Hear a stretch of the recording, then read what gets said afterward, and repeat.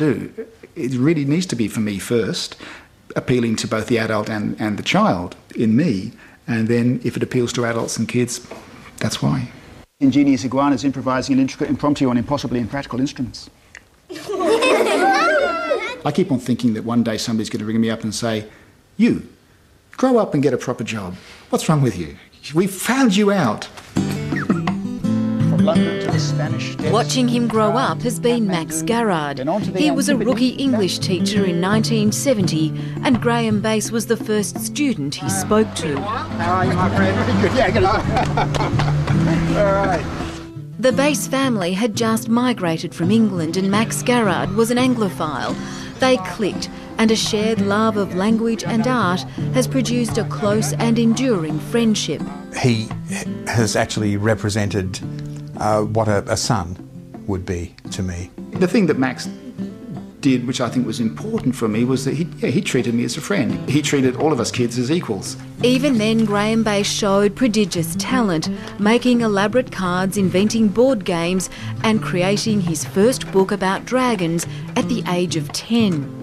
Max Garrard was the first to buy a picture from the budding artist for a mere $15. So it would be worth a bit more than $15 now, wouldn't it? Yes, I think it would. I think it's probably at least worth $25.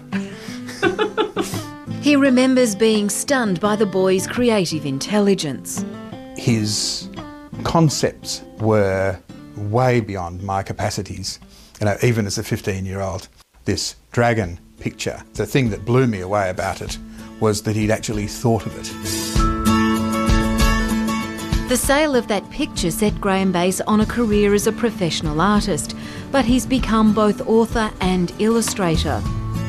Environmental concerns have inspired some of his books, but what makes them unique is the clever weaving of games and puzzles into the stories, like The Kid's Whodunit, The 11th Hour, which has clues to find and codes to crack. Watch the windows. His former editor, Julie Watts, has just completed this biography, which tells the story behind the storyteller. These books are telling a story and giving you these things to do as well, so it's almost like it's a story and a game together. I just love hiding things in the books because that's the sort of thing I like. Can you please write to Melanie from Graham Bass? Oh. Yeah? Okay. And as big as I can. And it's fantastic to see the kids, come through with the book, and sometimes they're so wrecked, they've really been, working through these things.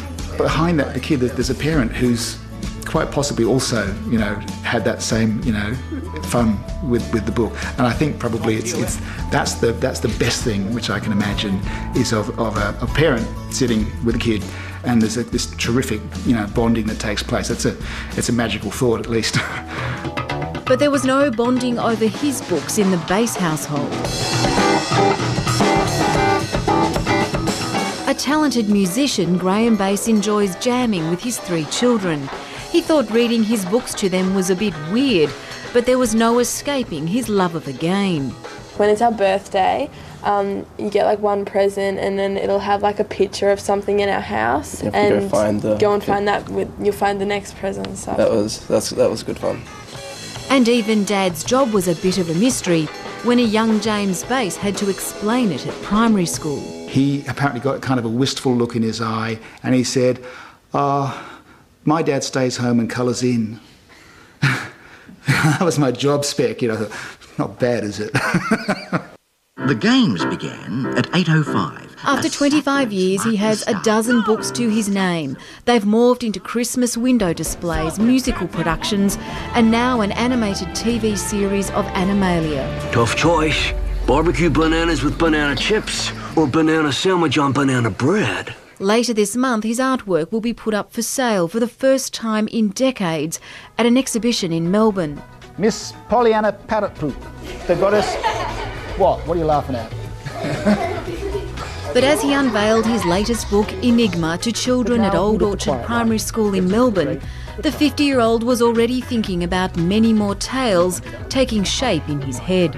It's a bit terrifying thinking about how many more books are in me. Up in my studio, I've got what I call my ghost books. And every one of those is a project, a book which is going to take another 2 years, and I've probably got another 10 or 12 of those. So that takes me through till I'm 75. And that's not allowing for new things which are going to occur to me tomorrow. Well, there's a busy man who obviously loves his work. And that's all we have time for today. To find out more about any of the stories